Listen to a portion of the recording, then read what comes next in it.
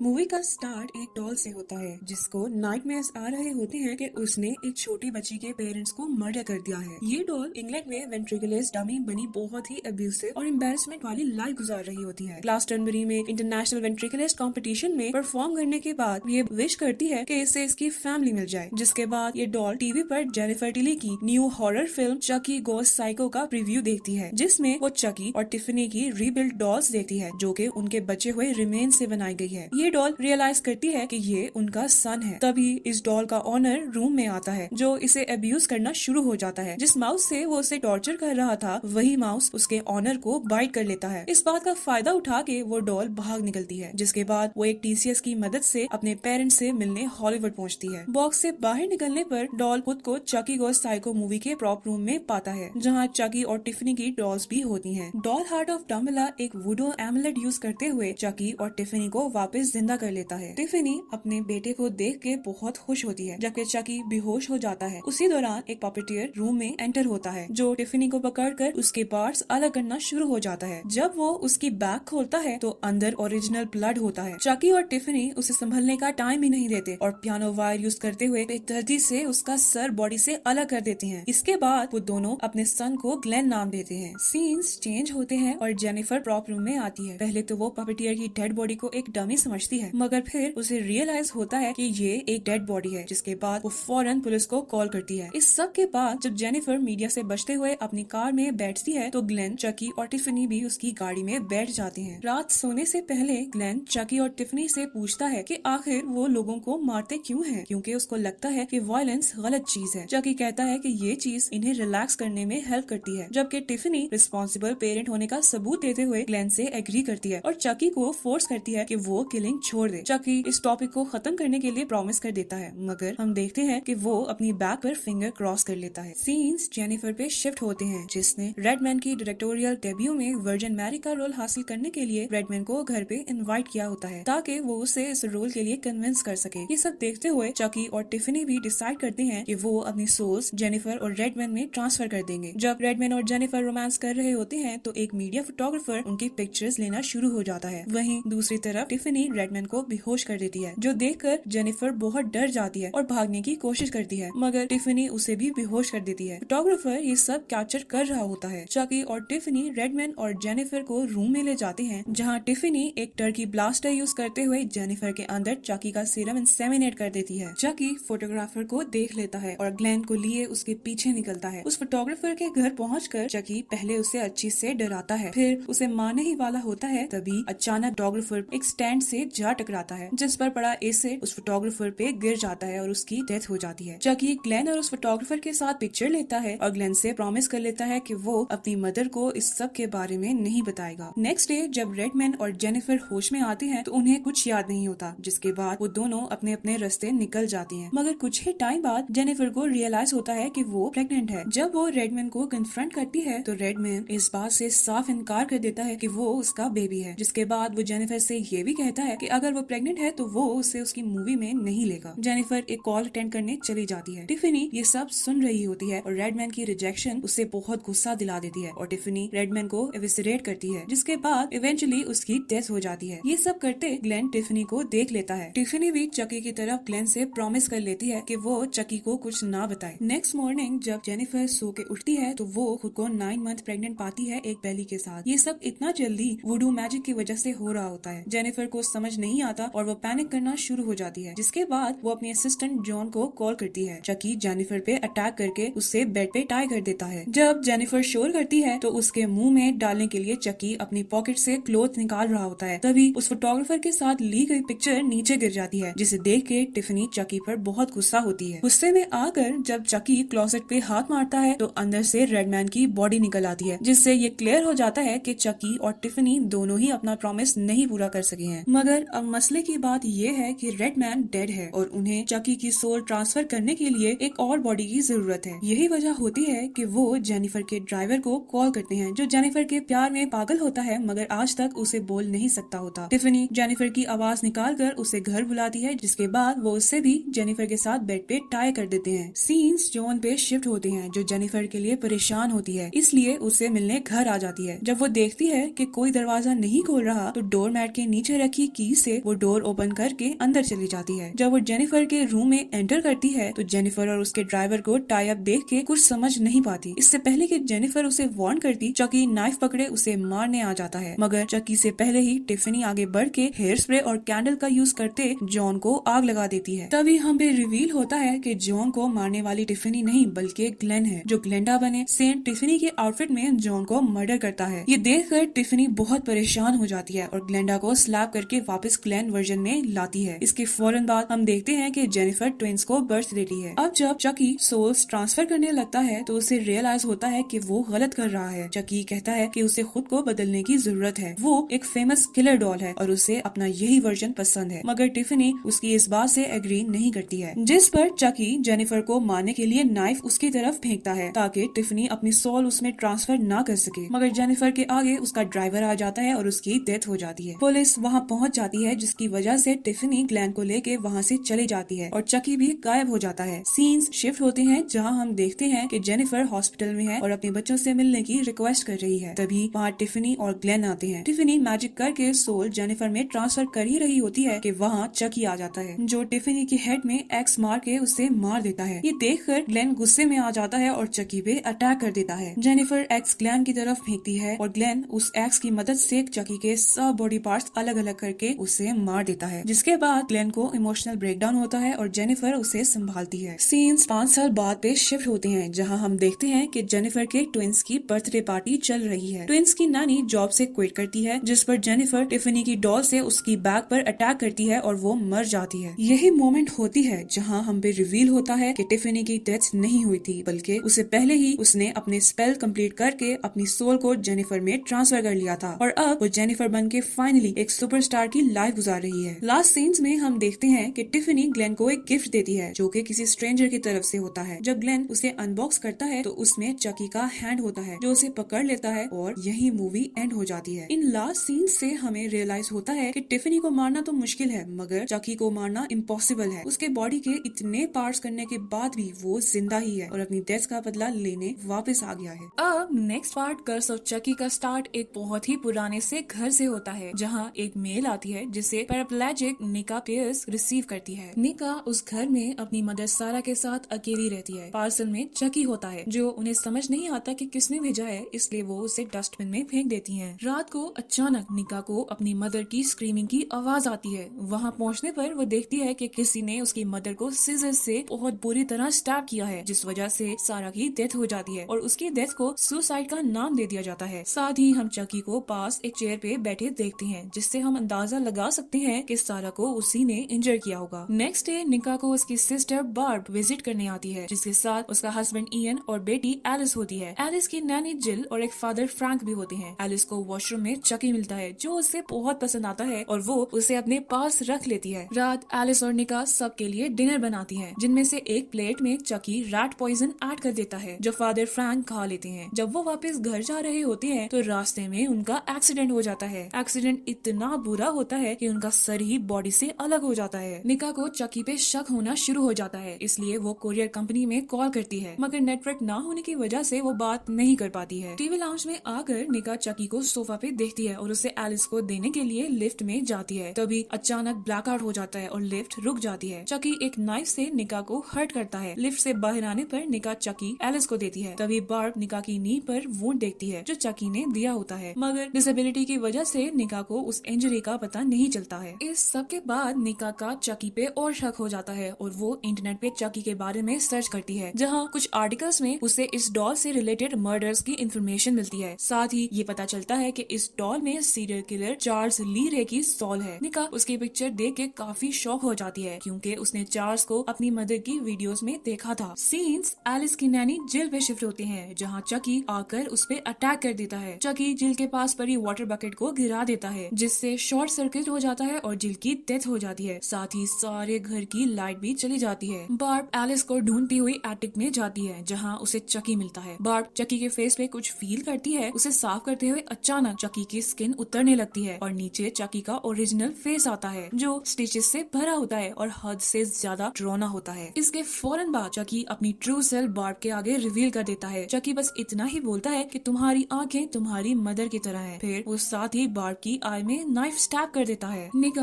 Barb की scream सुन के lift से ऊपर जाने लगती है, मगर लाइट ना होने की वजह से उसे स्टेज से क्रॉल करते हुए जाना पड़ता है। तभी अचानक स्टेज में बार्ब की आई और फिर बॉडी आके गिरती है, जिसके पीछे पीछे चकी आ रहा होता है। ये देखकर निका बहुत पैनिक कर जाती है और जल्दी से व्हील चेयर लिए अपने ब्रदर इन लॉ की तरफ भागती है। इयन निका को गैराज में छोड़ के एलिस को ढूंढने जाता है। निका को अकेला देखकर चकी वहाँ आता है और कार स्टार्ट कर देता है, जिसकी स्मोक से निका को सांस लेने में प्रॉब्लम होना शुरू हो जाती है। तभी निका सामने पड़े एक्स को उठा के चकी पे अटैक कर देती है। चकी को तो कुछ नहीं होता, मगर इयन वहाँ आ जाता है और निका के हाथ में एक्स देखकर उस पे शक करने लगता है। निका उसे समझाने की कोशिश कर ही रही होती है कि ये सब चकी कर रहा है। इयन उस पे यकीन नहीं करता, जिस वजह से निका को पैनिक अटैक आता है और वो बेहोश हो जाती है। होश में आने पर वो खुद को टाइड अप पाती है। दूसरी तरफ इयन इस मिस्ट्री को सॉल्व करने के लिए चकी में लगाया हुआ कैमरा निकालता है। इयन ने ये कैमरा बार्ब पे नजर रखने के लिए लगाया था, क्योंकि उसे शक था कि बार्ब का चिल के साथ अफेयर चल रहा है। इयन फुटेज में देखता है कि एलिस क्लोजेट में लॉक्ड है और चकी सच में एक लिविंग डॉल है। इयन को सच तो पता चल जाता है, मगर तब तक बहुत देर हो चुकी होती है। चकी वहाँ पहुँच जाता है और निका की व्हील चेयर को पुश करते हुए इयन को जमीन पे गिरा देता है, जिसके बाद वो एक्स यूज करते हुए इयन के फेस पे अटैक करता है और इयन को भी मार देता है। इसके बाद चकी निका की तरफ बढ़ता है। जब वो निका पे अटैक करता है तो निका अपनी लेग्स आगे करके खुद को प्रोटेक्ट करती है। अब जैसा कि हम जानते हैं कि निका अपनी डिसेबिलिटी की वजह से लेग्स पे कोई पेन फील नहीं करती है, इस बात का फायदा उठाते हुए वो एक्स को अपनी लेग्स से निकालती है और चकी का सर बॉडी से अलग कर देती है, जिसके बाद उसे लगता है कि उसकी जान बच गई है। निका अपने वोंड पे क्लॉथ बांध रही होती है कि पीछे से चकी फिर उठ खड़ा होता है और अपना सर बॉडी के साथ अटैच करता है, जिसके बाद वो निका को उसकी व्हील चेयर के साथ ही ग्राउंड फ्लोर पे फेंक देता है। निका के पूछने पर चकी फ्लैशबैक में जाकर निका को स्टोरी सुनाता है। चकी बताता है कि चार्ल्स उनका फैमिली फ्रेंड था और उसकी मदर सारा को प्यार करता था। चार्ल्स ने निका के फादर को किल करके सारा को किडनैप कर लिया जब वो निका के साथ प्रेग्नेंट थी, मगर सारा ने उसे बिट्रे कर दिया, जिस पर गुस्सा होकर चार्ल्स ने उसे स्टमक में स्टैब किया था। यही वजह है कि निका इस डिसेबिलिटी के साथ बॉर्न हुई थी। सारा ने किसी तरह पुलिस को इन्फॉर्म कर दिया था। पुलिस के अराइवल पे चार्ल्स वहाँ से भागकर एक टॉय स्टोर में छुप जाता है, मगर एक पुलिस ऑफिसर उसे शूट कर देता है। अब चार्ल्स रियल लाइफ में तो मर चुका है, लेकिन इससे पहले वो अपनी सोल एक डॉल में ट्रांसफर कर देता है, जो अब चकी के नाम से जाना जाता है। अब चकी बने उन सब लोगों से बदला ले रहा है जिन्होंने उसे बिट्रे किया था। उनमें सारा और उसकी फैमिली भी आती है। निका चकी को टॉन्ट करती है कि उसका रियल एनिमी तो अभी जिंदा है, जिस पर चकी को गुस्सा आ जाता है। उसी दौरान निका खुद को लिफ्ट में लॉक कर देती है। चकी निका के हाथ पे नाइफ से अटैक करता है। निका नाइफ उससे लेकर उसको अंदर तक स्टैब करती है, मगर फिर भी उस पे कोई असर नहीं होता। इसी दौरान पुलिस ऑफिसर फादर फ्रैंक की डेथ की इन्वेस्टिगेशन करने वहाँ पहुँच जाते हैं, क्योंकि उन्हें पता चला होता है कि एक्सीडेंट से पहले उन्होंने सारा टाइम यहीं गुजारा था। ऑफिसर निका की स्क्रीम सुन के घर के अंदर जाते हैं, जहाँ वो बार्ब की डेड बॉडी देखते हैं और निका के हाथ में नाइफ भी। चकी लाइफलेसली एक चेयर पे बैठा ये सब देख रहा होता है। अब ऐसा सिनेरियो देख के कोई भी निका पे ही शक करेगा, इसलिए ऑफिसर को भी यही लगता है कि ये सब करने वाली निका है। हर वेपन पे फिंगरप्रिंट्स भी निका के ही शो हो रहे होते हैं। यही वजह है कि निका को इस सब के लिए रिस्पॉन्सिबल समझते हुए क्रिमिनल मेंटल असाइलम में डाल दिया जाता है। जाते जाते भी निका चकी को टॉन्ट करती जाती है कि उसका रियल एनिमी अभी भी जिंदा है। सीन्स पुलिस ऑफिसर पे जाते हैं, जो चकी को एक बैग में डाले कार में ले जाता है, जहाँ टिफिनी उस पे अटैक करके उसे मार देती है और चकी को बैग से निकाल के पूछती है कि अब उनका